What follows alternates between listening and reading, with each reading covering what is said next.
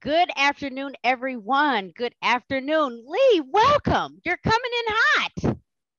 Well, isn't that what every realtor does? You fly with the seat of your pants on fire from one place to the other. Carrie, you do the same thing, but you just make it look prettier with your little photo shoots and stuff. I try. I'm trying to keep up, Lee. I'm trying to keep up. So, how's it going, Gary and Lee?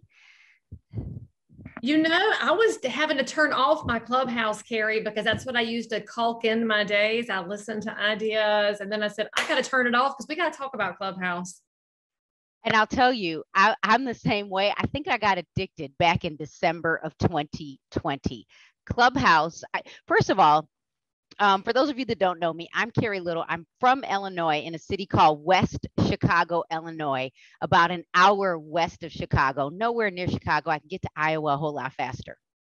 And back in December, one of my agents said, Sheena Baker said, Carrie, you need to get on Clubhouse. And I was like, nope, not one more thing.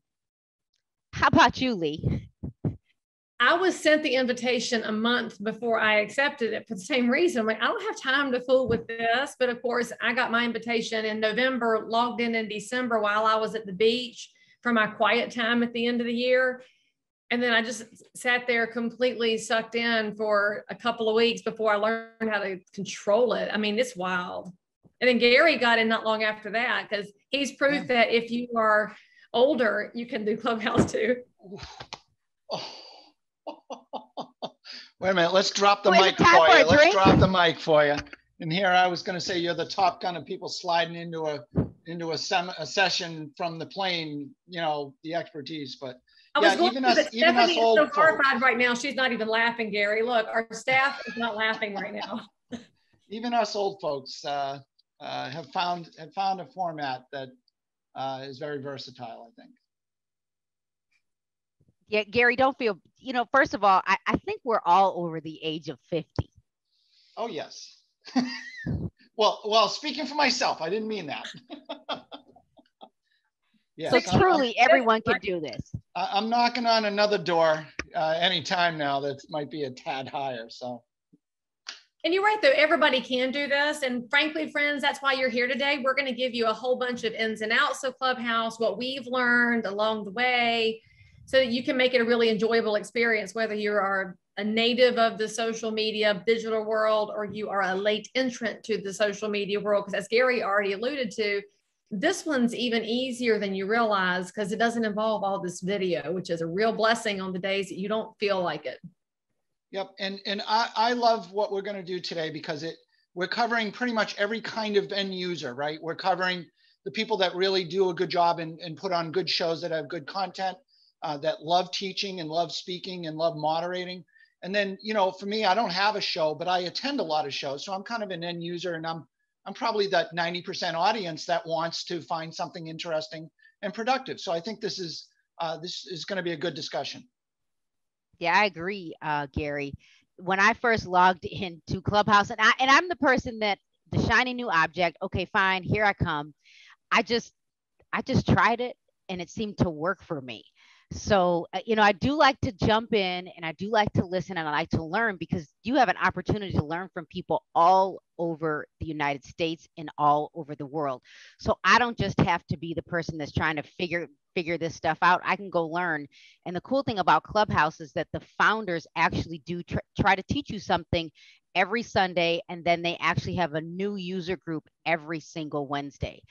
So yeah, Lee, so tell us about Clubhouse. How would you say you got started and what would some of those tips be for the new user or even the savvy user in Clubhouse? There is a newsletter that I subscribe to and I bet that you subscribe to it too. And I'll remember the name of it. It just left my brain. I swear to goodness. Anyway, there's a social, right? It just blew through my brain. There's a lot of social media that I'm trying to learn from other people. In real estate, we have this siloed problem we get into a lot where you want to learn about things from a real estate perspective, but you can get so much more by going outside our profession and getting input from experts in all these platforms. So I go learn from other people. I saw Clubhouse mentioned in their newsletter. So I signed up for the wait list. And if you don't know, Clubhouse is still in its beta form. It's still evolving. They're adding features all the time. So you want to go to the app. I had to look it up, right? Because I'd never heard of this app. And it's always got a little grayed out person's face. I don't think it's going to work with my thing being on blur. There it is. It's a lady's head right now. It's been like 2 different people, changes all the time. So I went and logged in, signed up for an account, picked out my username, which is @Lee_Brown, which is how I knew how early it was in the platform's days that I could get my actual name. And then I got on the wait list and I went to Twitter and I said, if anybody can let me in, let me in. And this was in the fall. It was late November before one of my realtor mastermind groups had some people that were getting into the platform, where I finally got an invitation to get in. So I went to learn about it because, like everybody else, I've been starved for interaction during the COVID era. Even though I do get to work with some clients and I've had my family around, I'm a conference junkie, I'm an education junkie, I'm a class junkie, and I have missed the interaction dramatically. So when you guys are on a Zoom with us, like we can see some of your faces, those of y'all that have your cameras on, we give you gold stars. But in realtor world, a lot of realtors have started turning their cameras off. And as a presenter, I hate it when you turn your camera off. Like I hate it so much because I don't get any energy back. And video world tends to be one-sided. Well, Clubhouse is two-way street. You can hear a conversation, you can be involved in a conversation. And I think that's where I just got completely pulled in so quickly, because it was refilling my energy. And like Gary and Carrie have said, you can go into a room and you listen and get ideas, but more than that, it was just hearing voices again that weren't just on Zoom was where I landed in the space. And as somebody who does love realtor education, I always wanted to get better. I want to also, from a leadership perspective, and if we haven't met, I am your current vice president of advocacy for the National Association of Realtors. I've met a lot of realtors that get really frustrated because they don't know their volunteer leadership. They don't know what it means or what's going on. They feel out of the loop. I said, man, this is another way I can talk to realtors and let them know what's happening at the national level, help them figure out what their benefits are and what's good. So I looked at it for 2 perspectives. I can go to a place where I can get ideas from my brokerage business, but also I can give back from a volunteer leadership standpoint. So it's lots of different ways you can approach the platform.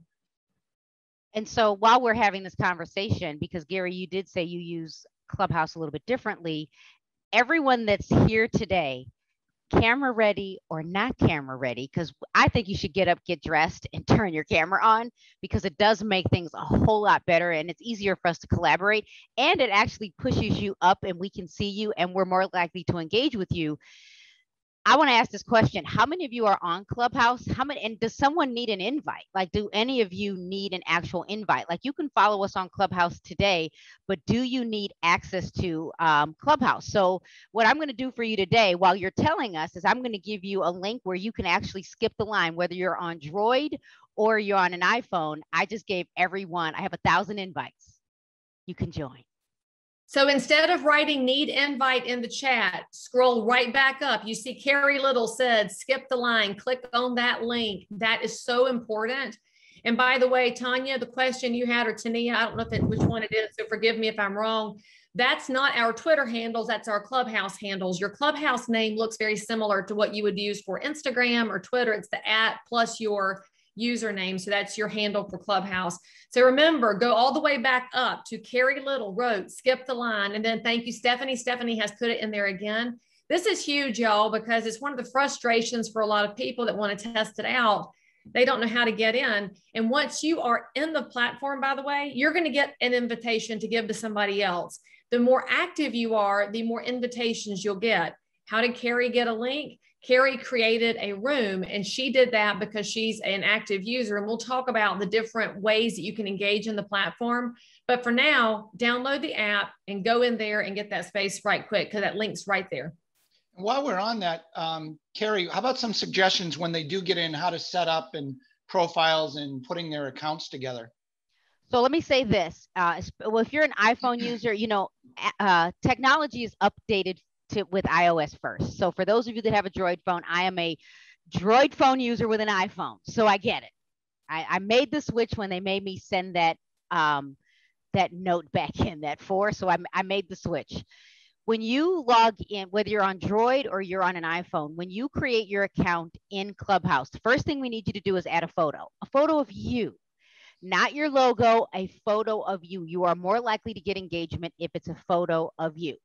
The other thing we need you to do is, I don't care if you write 2 sentences or 3. I don't care if you copy, cut, and paste your bio. You need to say something and then add your Instagram and your Twitter. If you are a Droid user, I am pretty sure you can add Twitter. You might not get Instagram right away. They know, Clubhouse knows there's a glitch. At least put, so in Clubhouse fashion, Twitter and Instagram is at the bottom of your Clubhouse bio. My recommendation for all of you, I happen to be an identical twin. And my twin sister created her bio in Clubhouse, and then one day she clicked and it disappeared.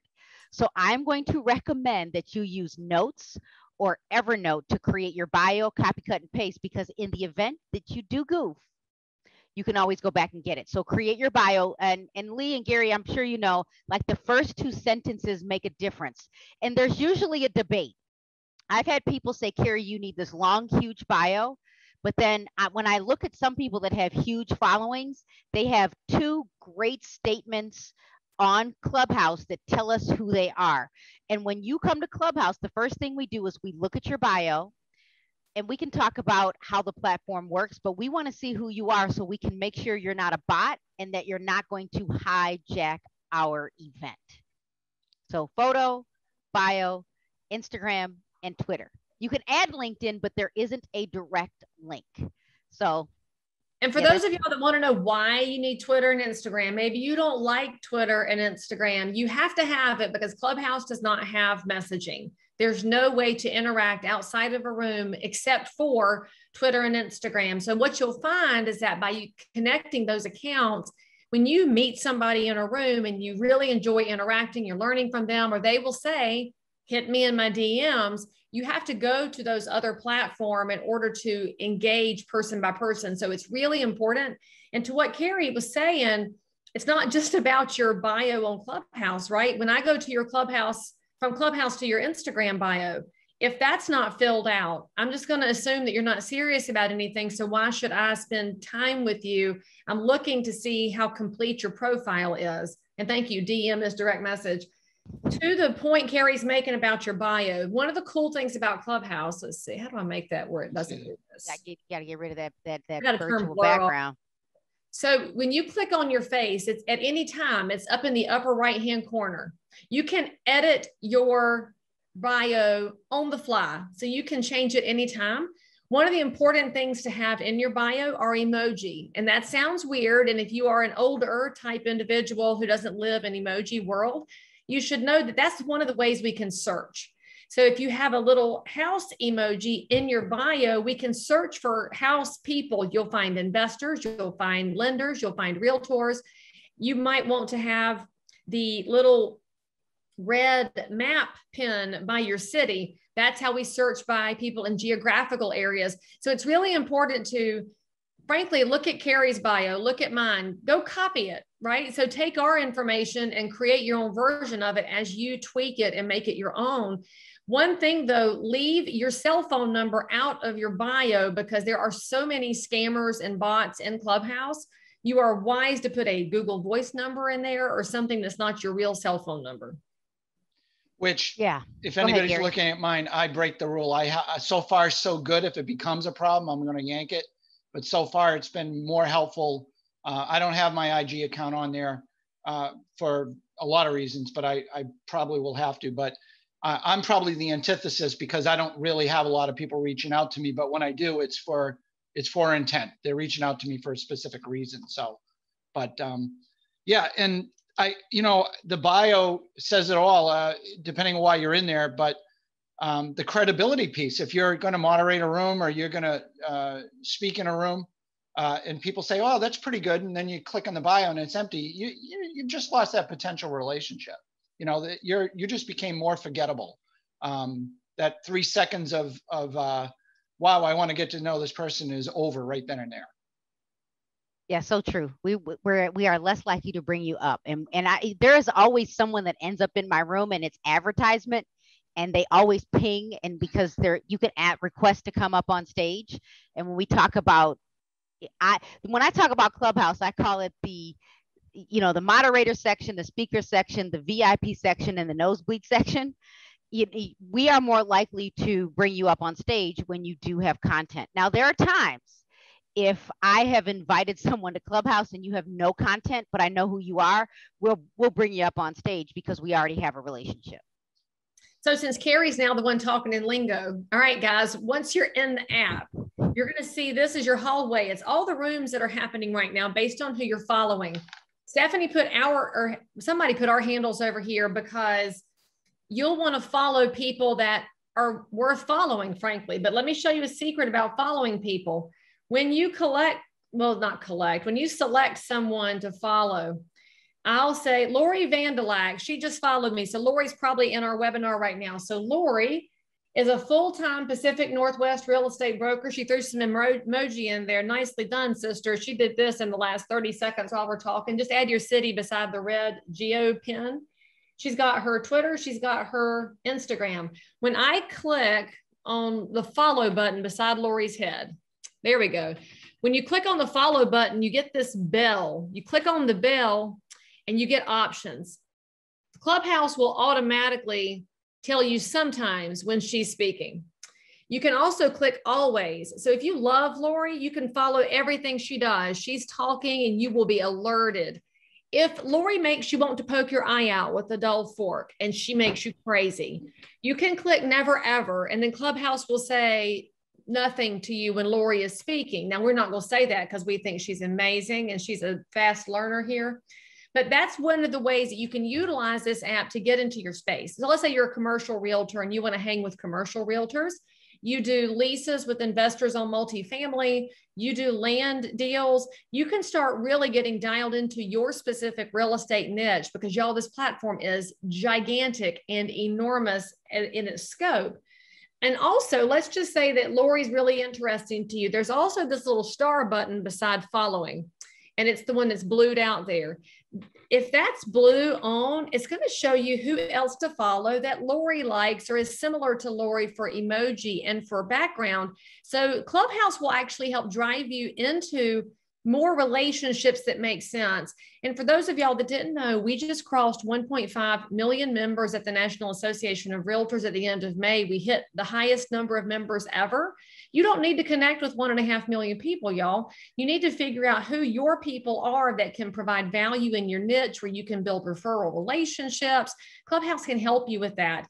So when Carrie's talking about these stages, she's talking about speaking. If I'm following Lori and other people like Lori, my hallway will populate based on who I follow and what my interests are. So when there is a room happening, pretend you're at the Wardman Marriott in Washington, D.C., at our old mid-year meetings before the Wardman went bankrupt and belly up. And you're walking through the hallway like you're going to the back entrance. And there's a room here and a room here and a room here and a room here. And all of them have a different topic. You can stick your head into any room and listen. You're not talking. You're not on stage. You can whisper at the back of the room and nobody even knows you're there. That's what happens when you enter a room. You are not on stage. Your microphone is not on, and you're basically lurking. Now, let's just say it's a room that's highly interesting. So here's a room called Be a Real Estate Video Rock Star, Chicks in Flicks.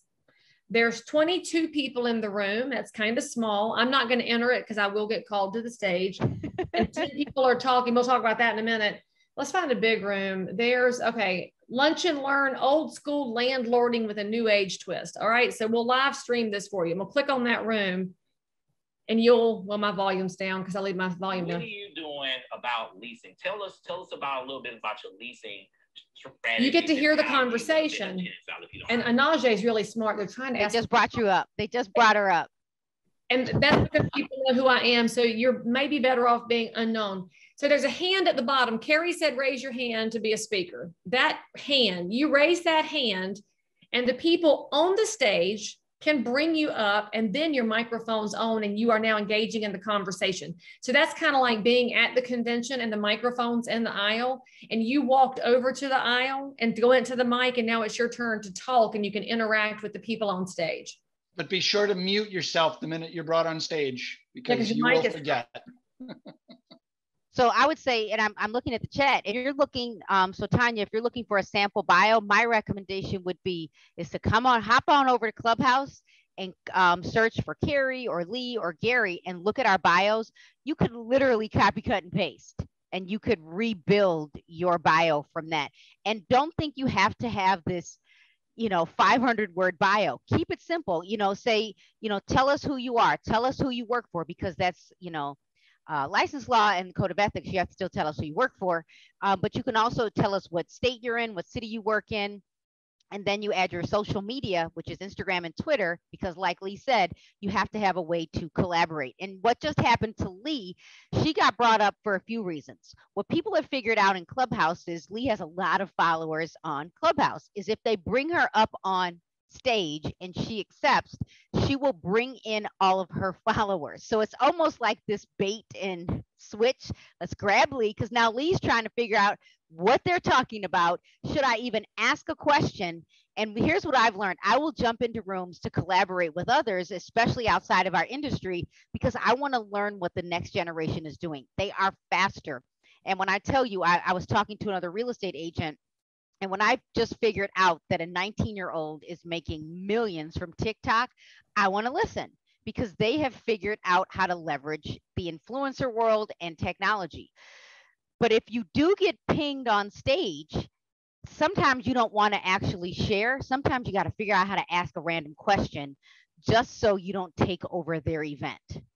But they will bring you up just so you can collaborate. And I do like what Lee said. It's like going to a conference.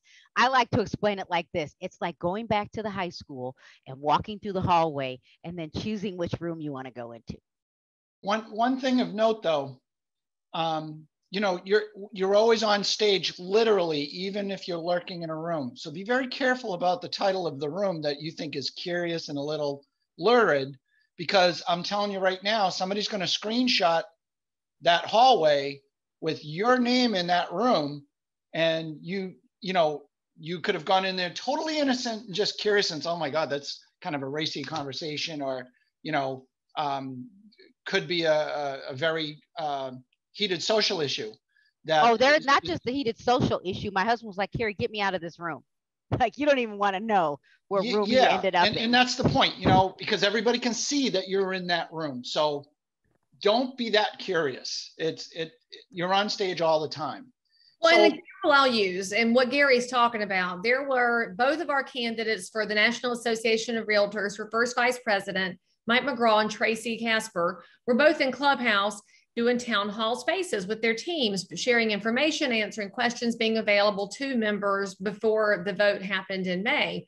I'm the sitting vice president. I can't be involved in either campaign. I can't give support to either campaign. I can't be involved in it. So I couldn't go into either of their rooms, because that could be screenshot, as Gary said, and construed as endorsement of a candidate. So we have to make sure we're following all of those rules and considering what's happening. I'm going to answer a couple of questions that are in the chat that you guys have over here. Star, you can search for topics. You can search for people. There's a magnifying glass at the top. You can search for clubs, where you can find things that are, a club is an umbrella with topics happening within it. So you can find the big umbrella of real estate networking, or Real Estate Live, which is Carrie's umbrella. You can put rooms in there. You can search for people. You can search for topics. There's tons of stuff down here, whether it's identity, knowledge, arts, tech, places, hustle, entertainment, sports. There's so many things you can play with in here. It's not just real estate. So we think we run the world. Lots of stuff is in there. And several questions here about how you get on the stage. So there's two ways that you get on the stage. One is you go into a room that's already happening. So you walked into that high school classroom, and somebody that's on the stage, where's one I won't get called up in? They don't know me. Wednesday blockchain news. I'm trying to figure out blockchain and cyber crypto. I don't understand it. So I'm trying to learn. They're never going to call me on stage. They don't know who I am. I'm in the nosebleeds because they're not following me. And so if they want me to come on stage, the people on the stage can pluck somebody up from the nosebleeds and put you on the stage. You can say yes or no. That's one way to become a speaker. The other one, start your own room. And we'll talk about that here in a minute, because you can actually create a topic, draw people in, and be a master networker or also a master gatherer of information. So for example, say that you're having appraisal issues in your zip code. Your room could be titled Appraisal Issues in Charlotte, North Carolina, because I'm in Charlotte. That's going to draw in other people who are in real estate in Charlotte who either have a war story to tell or a solution. Although, be honest, they're all just going to come and complain. They're not going to really have solutions. So they'll all come in the room to talk about it. But you may also draw in buyers and sellers in Charlotte that have questions. And so now you have a room going. You have people in there. So Carrie, what do you do next after you started a room? Well, okay. Go ahead, Gary. Yeah, you know what? While we're on the topic about following anything, I think this is a good time to talk about who do you follow, how do you get in the rooms, and what are you in there for as a listener? And so, who you're following? There are rooms that invite you in and say, "Follow me, and I'll follow you," and they have 1,000 followers and everything, and it's just a hot mess. It's kind of like the old LinkedIn where everybody was just connected and they didn't have any real relationships. I don't know about you, but that's not my game. You'll see I don't follow, I think I follow 500 or 600 people. I have probably 250 followers. I'm not there to collect names on that basis. So as a user, I'm looking at people that I've listened to in certain rooms. There's a mortgage network group that I kind of have been in, and Jonathan Bing's a great guy, and you know, there's a lot of content and the content rolls. So I've joined rooms where you can join a room and follow when that's on, and they know you and they follow you. And when you go into those rooms, they may call you up if you've given any decent content in the past. If you haven't, you're going to sit in the nosebleeds. I'm fine with the nosebleed seats. So I'm there for a couple of reasons. One, I want to collect the best practices ideas, right? Because this gives us an opportunity to hear from people that we normally don't hear from. They're you know, they may be in their own little world in their Facebook groups or their company Facebook things and whatever. This is a leveler. This is a playing field leveler as far as the sharing of good ideas and information. And so I am a sponge like that. There's a show that I'm going to name drop, Julie Mozina has on Saturday mornings that's all about productivity. Liz Bruce is great. She does a great show. The rooms that I go in, I tend to want to listen than anything else. I may contribute something. And there are going to be a lot of users that are tempted and really excited to want to speak at every room that they're in. Take a breath, get a lay of the land first and figure out what's going on. Just don't hop in a room in 5 minutes, because they probably just talked about it. So, you know, it's about your credibility too. So I go and follow and go in rooms with a little bit more intent. There is a lot of entertainment in some of these rooms. Some of them are pretty funny, but you know, basically I look for the groups that I've already seen the names and recognize, because I can peek in the rooms from the outside without, you know, kind of jumping my head in, like, you know, like Lee, she'll get grabbed the minute she's in a room. And I'm listening to these people for their ideas. And then all of a sudden I'll say, you know, would I refer to that person? Would I refer my client to this person, the way that they're handling themselves, the ideas they have, you know, this person's got it going on. I know they run a good business. I can trust this. They're going into my referral list. I'm specifically looking to increase my referral sphere, not with the expectation of getting, but to giving, because I want to have a name in every area, and hopefully 2 or 3, because I need to match up sometimes personalities. I really go deep on referrals. To give you an example, I've sent 4 referrals out to people that I've met on Clubhouse. That might not seem a lot, but the quality control is there. Like I can say to my client, look, I've sort of met them. I have a really great discussion with them, and they brought up some really good points about how they negotiate selling a home. You have a listing in that city. This is the person I want you to have. So we need to up our game. When we send out referrals, we need to do a better job in not just, I don't look in rosters. They're my last choice. They're there, but it's not my roster. I'm actually developing a map-based system where I can put a cursor over an area and it'll pop up names in the cities that they cover and the markets they cover. And stay tuned, because I'll be speaking at NAR about agent-to-agent referral generation.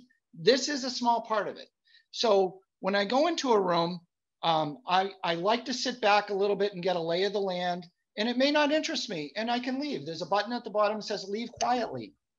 do it. Leave quietly, move on. That's the beauty about Clubhouse. You can go in and out. You don't have to have anything on that, and I really, there's a science behind it too.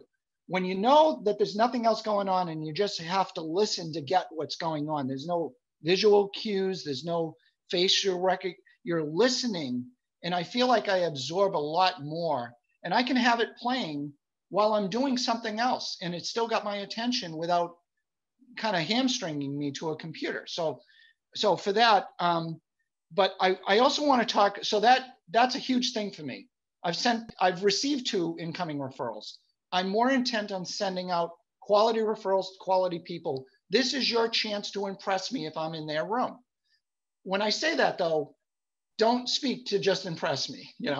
If somebody speaks up and I hear a good conversation, I am going to their profile and check them out and see where they are. And the first couple lines should always have where they are, at least generally. I change my profile depending on what room I'm in, why I'm in the room.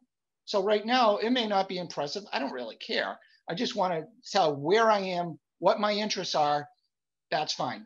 I had somebody that I do a little bit of skydiving. I had somebody that actually scrolled down to the bottom of my profile and saw I do a little bit of skydiving.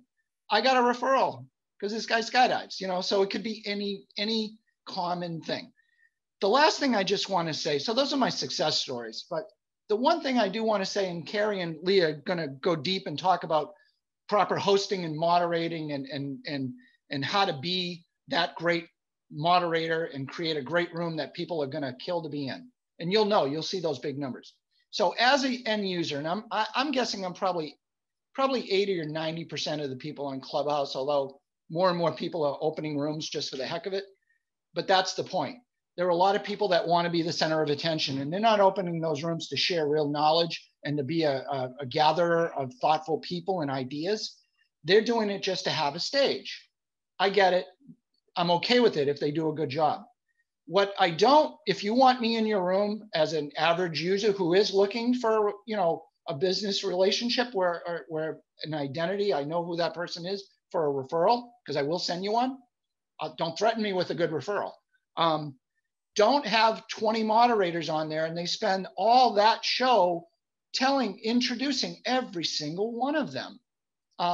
If you've been in the room more than twice, you've already heard all of their spiel and they act like it's a brand new audience. So if you want to keep me in your room, please don't have 20 moderators that have to go through 30 or 40 seconds. Do the math. 10 or 15 minutes of intros bore the heck out of me and I'm gone. I don't need it. I'm not invested in it. The last thing I'll say is, if you do follow the advice that you're going to get and open a room because you want to put together a mastermind group, which is something that is growing in leaps and bounds, when you have your friends and people that you've met at conferences, however you have that relationship, this is a great place to make it easy. Nobody has to get dressed. They can do it anytime, day and night, and meet once a month just to chat. There are people that do it just for a social get together once a month and have a glass of wine, and you don't know if it's wine because you can't see them. But so there's lots of great uses for it, but opening a room with intent and not just to be on the stage is so key. Please don't put yourself out there as the expert and start preaching to people in the room. Well, and you should do this, you should do that. And I look in their bio and they've been in the business, oh my God, 3 years. And they've sold 12 houses their entire career. A good idea has to have the credible delivery behind it. If somebody tells you a great idea, it's one-dimensional. If they have 30 years of experience, I'm learning through their pain, not my own. They've already earned they know that's a good idea. So that's my 10 cents about why I go into the rooms and why I try to make that a very positive thing about, developing the relationships. But if I can get some great ideas or even share a couple, I've talked to Liz offline a couple times. We've had phenomenal conversations. It's okay to bring it offline. That's the point. This is kind of like an intro. So I readily give my email and my cell phone. That may stop, like Lee says, some people get pounded. For now, that's how I want to communicate. That's where that's where I am as a person. So I'm probably rambling on about it, but I'm that passionate about I love a good room. There's rooms I don't like, you'll never see me in again. So here's a great question, Carrie. How can you tell if rooms contain worthwhile info to hang out in to make it worth your time? You're going to figure out how to figure that out. You're going to hang out in a room. You're going to search for great content. You can see that, I mean, if there are 200, 300 people in the space, they probably, you can tell that they already have a platform and people are already engaging. Yes, top left-hand corner, you can search. So I will put in social media. I'm trying to figure out the Bitcoin. I am trying to figure out the blockchain. Our MLS CEO, Lee Brown, that could be a great interview for you on Clubhouse. She actually understands the blockchain. So, you know, we can collaborate and we can interview other people. And I also saw actually someone said, well, Carrie, you know, how do you collaborate and how do you interview how do you create great content? So my identical twin, who was not in our space, I've been trying to get her to go live on social media. She went live on Saturday. If you could see her, she was like nervous. She was like, Carrie, I don't want people to see me. I'm like, just get over it. If I could do it, you could do it. But so I now every Sunday after church, Lee, or before church, you know, she's an educator. So she's in California, she's in the desert. And in her, let's see, I'm looking at her bio. She works with administrators to increase their core competencies in science, technology, engineering, and mathematics. She is Dr. Blasey. So Lee, you know, when she goes into a room, they're pulling her up on stage. The education space was the first arena to actually have a conference. And so the founders of Clubhouse started to engage with them. So these are people that you can collaborate with. So every Sunday, we actually have a conversation with educators and real estate. Why?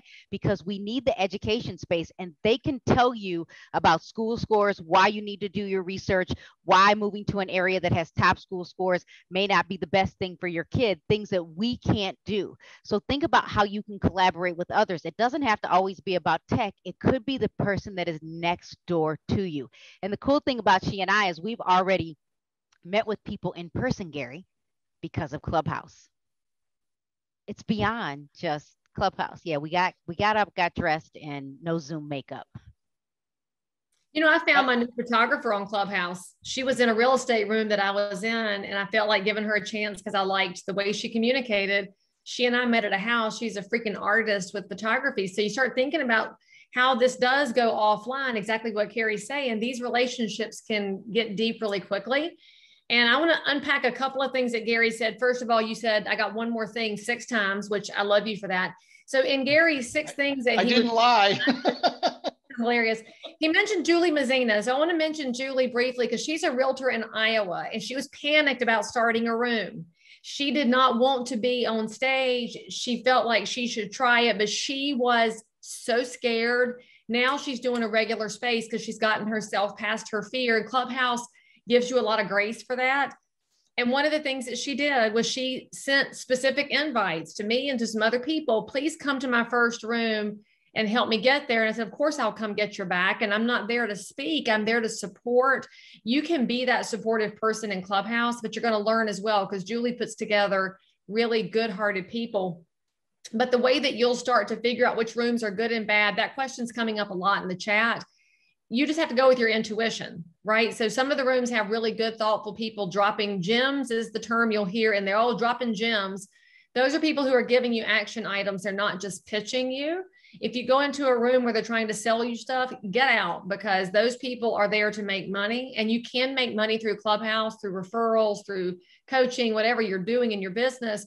But if your primary purpose is to get, then people will sniff it out pretty quickly. You'll find that I don't know if I'm probably not supposed to cuss because it's an NAR thing, but it's probably not a cuss word. Your bullshit meter gets really strong on Clubhouse when you're thinking about people's voices because you can hear who's real and who's not. So you're going to get really smart about when to leave a room. So let's say you're in your hallway, right? Your available rooms, and you see a room that's got nothing you care about. So here's one, does age matter? All right, that's obviously nothing I'm interested in. You can swipe that to get to the club that it's in. If you swipe left, if you swipe right, you can make the room go away and then it won't come in your hallway anymore. So you can totally cultivate what you want that space to look like to find good things. But my best advice for finding good rooms is following people you like. Gary mentioned that a couple of times. Follow speakers that you respect, follow coaches you respect, follow colleagues, local businesses, follow great people. So it's speaking about these rooms, we've talked about it a lot, and maybe you're the person who wants to have a room. And one of my favorite humans on the planet, who is also an identical twin, Carrie, you see Tracy Hawkins, the safety lady, is over here. Her twin sister, Stacy Johnson Cosby, is the queen of getting the message out to protect housing providers. They're both in the Kansas City area. And Tracy says, how do I get a room going? She wants to talk realtor safety. So on your screen for Clubhouse, when you're in your main room, there's this little calendar looking thing with all the dots on it. Let's see if I get this to work on my screen. So there's the calendar. Did I get it? Got it. So now when you're in there, you can see upcoming events. They're not in the hallway yet. There's things you can plan to listen to. Add it to your calendar. You can tweet it. You can support the spaces you want to be in. Figuring out what rooms you want to be in. By the way, look who the speakers are going to be. Look who's agreed to start a room together. You see people of quality doing things together. Those are probably really good rooms.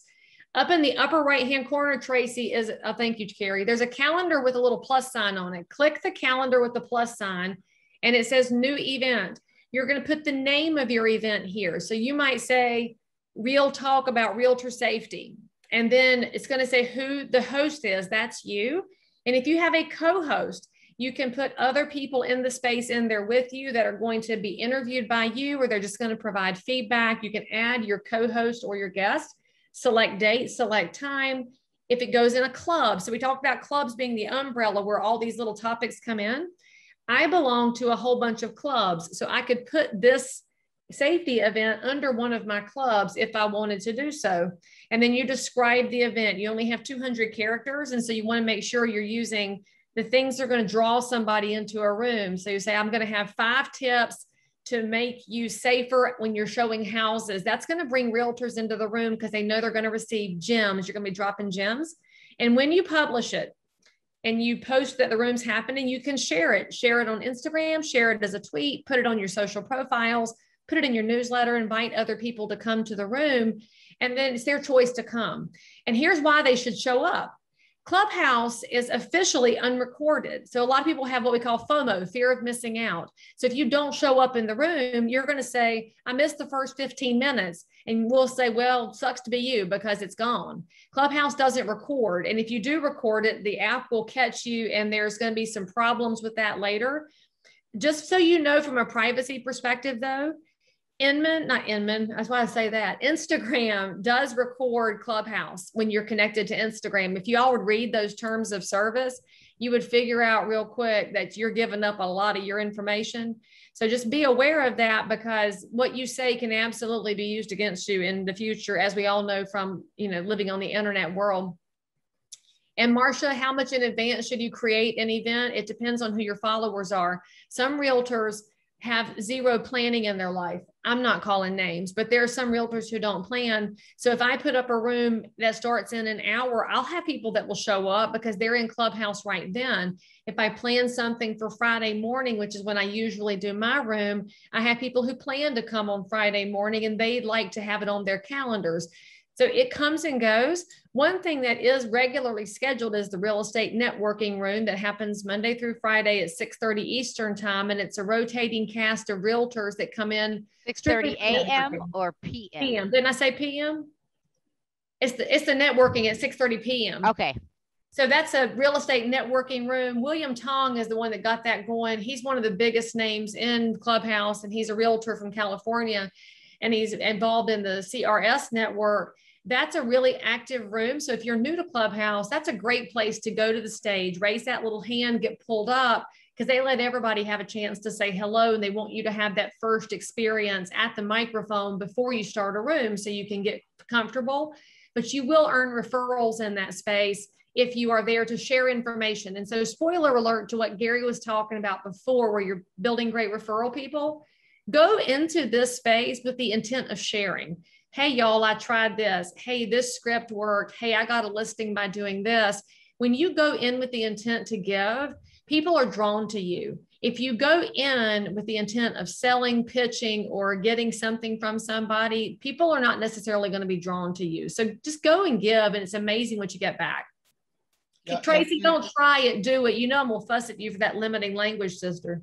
And really quickly, Gary, I was going to say, for those of you that are, asking how far in advance, we plan out our events and they're already on the calendar. I actually, if you go to my story on Instagram, you'll see 3 upcoming events. So every Monday, 5 p.m. Central Time, I have an event. Lee, what time is your event on Friday? It's 8 a.m. Eastern time. Perfect. So I'll listen while I work out.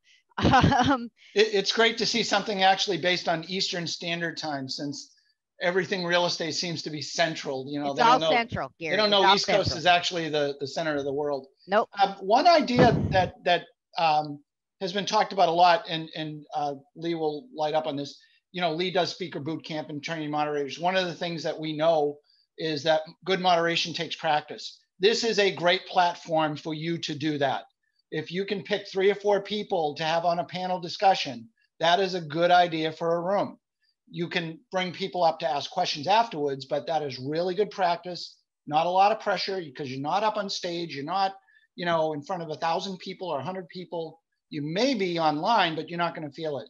I've seen a couple of them. They're just one-time rooms that people will pop up, but you could see that the person learning how to moderate kind of got their groove going on and understood how to not be the one doing all the talking. They're specifically asking questions. And then that just blows up because people will want to come up and share ideas.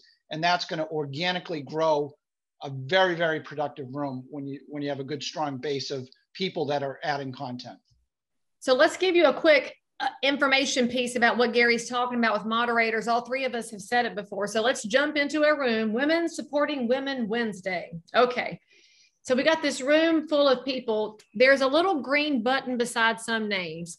The green button is the moderator. Moderators run the room. A room that has 30 moderators is one that's going to make you crazy. To me, a good room has a few moderators who are managing the space and they're deciding who speaks, and they're working the room, not for their own benefit, but to bring other people through in an orderly fashion. There's other people in here that are on the stage. They're in the speaking area. They don't have a green button. They're not moderators, they're speakers. So Carrie mentioned before that you can have trolls in a room and scammers. A moderator with a green button can kick somebody out of the room. And so you can kick them out if they're causing a problem or if their bio is a problem, but you'll also notice their microphones are here. Your microphone is hot when you come to a stage. You got to mute immediately. Sometimes somebody will say something that's really impactful and you'll watch all the microphones pop up and down. That's the way we give applause in Clubhouse because We've tried it in here in Zoom. Have you accidentally tapping your mic? What? I said, have you accidentally started tapping your mic on Zoom because you forgot you were not on Clubhouse?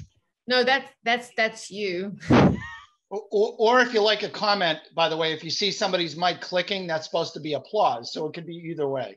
All right. So look, the moderators on the stage can pull you up. So if they see you and they know you because you work together, they love you, then they're asking me to come speak. So I have 2 choices, maybe later or join as speaker. If I click join, I will show up as a speaker and that will bring people in and that will mean my microphone's on. I'm not going to accept that right now because that's not our purpose, is to do this. And absolutely, Carrie, you can slow tap to get somebody's attention that you need to speak. You will find there's a wonderful habit that started in Clubhouse, about 2 months ago. My name is Lee Brown and I'm done speaking, which is the end of your little tirade. And I love that because it tells me when I can jump in and fill the gap. And the reason for that is because Clubhouse has there are people that are in the space with a hearing disability. And so the purpose of saying, I'm Carrie Little and I'm finished, or I'm Carrie Little and I'm done speaking, is because someone is transcribing. And so a lot of times if there are 10 moderators or 10 people on the stage, it's hard to see the little circle move quickly. And sometimes if people are interrupting, it's chaos for the person that cannot hear. So it's respectful to say, hey, everyone, I'm Carrie Little, and you start speaking. And then when you're finished, you say, I'm Carrie and I'm finished, or I'm complete. That's to be respectful for the hearing impaired. That which really is an unknown great thing that they do. you know, this is a platform that hearing impaired have access to, and they keep developing that. And I think it's fabulous. The other thing is too, when you say you're done speaking, think about how long you've spoken. Because if you just go on and on and on, you may get kicked off completely, because there is a point where people, the trolls or whatever, will take over the room. Let them ask you questions. Give your idea, give it succinctly, and say, I'm done speaking, which, by the way, that done speaking is old school before real estate discovered the app. That was their polite guide on how to operate on it. And please make sure you're looking in the chat. Our wonderful hosts have given you a download that you can use to kind of give you some tips on how to use Clubhouse. And one thing that Lee mentioned was having moderators that are in the space. We have actually paid people $15 to watch and to take notes during a club that is, or an event that's really a hot topic. And what many of you don't know is, yes, the goal of Clubhouse is to not record so you can create live conversation. But if you are going to record, you have to have permission of everyone on stage. And that's when you might see in the actual title, it might say record, and you might see a little red button letting you know that they're recording. But what a lot of people don't know is you can use an app called Otter, and it will transcribe everything I say as a speaker. It won't record Lee and it won't record Gary, but I can actually have a transcription of everything I said when I'm finished. And another thing we've been using, and I'll throw it in the chat, is Get Host Notes. You can have someone take notes during the event and give away your free downloads, or you can redirect people to your link tree. Like right now, if you went to my Instagram and you went to Linktree, I give you direct access to all of my upcoming events. Why? Because I want you to follow me. But the other thing I can do is I can actually give you the notes, so if you miss an event, you can see everything that we've talked about, and that's a great place to ask your question. And speaking of great rooms, you guys keep asking about really good rooms. There's a 7 a.m. room that is a morning one that's run by German Hernandez from South Florida. And that's one of my favorite morning rooms. It's run really, really well. They start with some intentions and gratitude and coffee, but they have a note taker, as Carrie just mentioned, and you can download the notes every day. And every day it's like being in a great CRS class every day with the ideas that are shared. And it's so amazing. It's at 7 a.m. It's, I think it's called, what's it called now? Good Morning Real Estate. It is Good Morning Real Estate. And I'll tell you, if you, so if you're a real estate agent and you're following the topic real estate, when you log into Clubhouse, you'll see it right away. And they've lasted the longest. There were several coffee morning real estate shows at the beginning of Clubhouse, but a couple of them have frittered out just because people get really busy. But with what German has set up over there with Amanda Dahl, they've got a group of moderators that take turns running that room day to day, so it can happen every day. And I will tell y'all, some of these spaces get really emotional. People are very vulnerable in the space, and which I think is a wonderful thing. And you'll make some really great connections. We don't rate rooms, Tanya. They're not rated. The way that you pick a room is sometimes by who's in it. And you can also look at the numbers. And Gary mentioned a large room. I personally like rooms that are 30 to 50 people, because that's big enough to have a good group of people sharing, but it's small enough that you can see all the faces and you can actually interact. If you're in a room with 200 and 300 people, you can really get lost in there. So if your goal is to get lost, those are really good rooms to go and sit and listen. They won't spot you. If you go into a small room, though, it could be a room where everybody's on stage. I'm in a group called Entrepreneurs Who Run, and the Entrepreneurs Who Run group, we have a room that we do on Saturday morning. I'm usually done with my run when we start. So I listen to collaborate and to spend time with other entrepreneurs that are not in real estate. We interview somebody every week, and we share that room on Clubhouse, even though it's several of us that do. We have a WhatsApp on the side anyway, but there's so many spaces to collaborate, and that generally has 8 to 12 people in it. So don't judge a room by not having many people. It just might be a specific purpose. I will point one thing out, because I see we're running close to the end of our time. I have to give you guys a cautionary tale, because you have to know the impact of what comes out of your mouth on Clubhouse. We mentioned before that a moderator with the green hat, the green bean, green star, can knock somebody out of a room. In any room where fair housing comes up and buyer love letters come up, people ask me to come into the room because they know that I will basically rip a new one for people that are wanting to violate fair housing with bad buyer love letters. Many realtors are non-confrontational. I don't mind being confrontational when it's involving the best practices for fair housing. Well, I was in a room where I was explaining why the love letters needed to be super careful, and I got kicked out of the room for going against what the leaders of the room wanted. And so I'm texting a friend of mine who was in the room. I said, did I just get booted for supporting fair housing? And he said, yes, you did. So you can get jumped from a room just for what you say. Of course, I screenshot all the people that were in there because, you know, obviously I wouldn't, just remembering, you know, for my own personal purposes. But in that real estate networking room, and Eric, thank you for posting that link over there to that evening networking room. It's a great club. This is back in January. We were in that room and somebody was talking about buyer love letters. I was asked to come address it because that's my role. And this realtor told me, well, they're a standard practice in my market. And he's talking about all the way they're violating the protected classes. I said, you can't do it that way. That's violating federal fair housing. And he said, that might be the law in your state. It's not the law in my state. And I said, it's federal law, dude. He said, I don't have to follow federal law. I screenshot his face. I was getting so angry. And then he patted me on the head. And ladies, you've all had your head patted before. He said, I can tell you're really emotional about this issue. And I came, see, girl, I came completely unglued and my phone got set on fire because everybody's like, oh shit, here goes Lee. She's going to lose her mind. And so I lit into him and I said, you know what? Redlining was a standard practice in the 50s. I didn't make it right. And it takes people moving past bad practices to fix them. So over here on the other side of things, I'm like, if we're doing this wrong, we have to fix it. We're professionals. And so I finally got out of there and I went to Twitter because when my blood pressure's high, I go to Twitter and I had a private message. The private message that I had was from somebody I didn't know. And he said, hey, I was in the room you were in on Clubhouse. Thanks for sticking up for fair housing. I can't believe that guy said that. And I said, I know, right? I thought he was a normal guy. So I'm bantering with him on Twitter and I finally looked at his profile and I said, oh, I screenshot him and I sent him to Shannon McGann, who is our chief lobbyist for the National Association of Realtors. And I said, Shannon, do you know this guy? And she said, why are you talking to him? And so I told her the whole kit and caboodle. The guy that was in the room, he was down in the nosebleed seats, way down at the bottom where nobody could see him in a 200-person room. The head of the consumer division of the CFPB, the Consumer Financial Protection Bureau. And that was when the CFPB decided to work with HUD on stopping buyer love letters. He screenshot that agent. That agent put himself in the crosshairs of two nasty bureaucracies in Washington, D.C. for saying he didn't have to follow federal fair housing.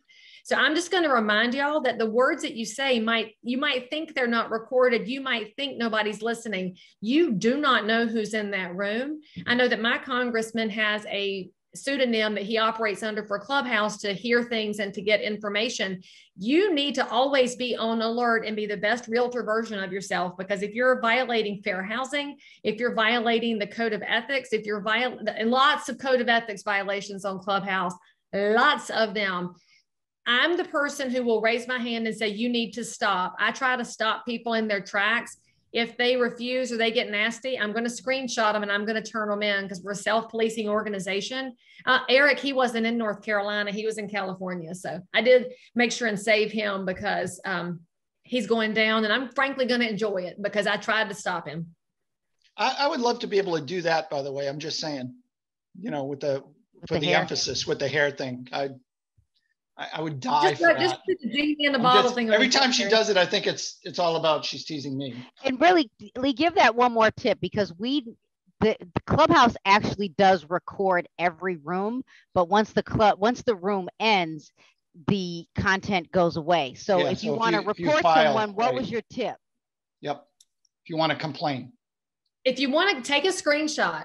So I pulled up his bio while he was talking. I screenshot it. And of course I saved the conversation with the CFPB guy he was so cute though. He said, do you want me to introduce you to some people at NAR? I said, I probably know them. So thank you. You should have just said yes. You should have just humored him and said yes. Right. It was so funny, but just to see who he's going to name drop with. you just got to grab the faces down and pay attention, right? Because we're only as good as the worst member among us. And the public doesn't trust realtors because too often we tell lies, we're cutting corners. And if one realtor is behaving badly, people say, all y'all realtors behave badly. So when you see it, raise your hand and shut it down. You've got to be bold enough to say, that's not right. That violates the code of ethics. Y'all need to stop it. Be that person who speaks up for fair housing, who speaks up for the code of ethics. And if you do click on someone's profile and report them and you're in the actual room, that room could get shut down. So before you actually click, you might want to jump out of the room, go find the person, and then report them. And frankly, I didn't report him to Clubhouse because I just wanted to make sure I let him dig his own grave pretty deep, but you know, that's how we roll. So my recommendation for all of you is please go to Clubhouse, follow all of us on Clubhouse, join Lee every Friday. Gary, we're going to get you into hosting a space. And yeah, join me. I'm a great follower and a great listener. I want to learn just like everybody else. And I don't need to be on that stage. I just want to get to know people in the right geographic areas for good referrals. Well, thank you.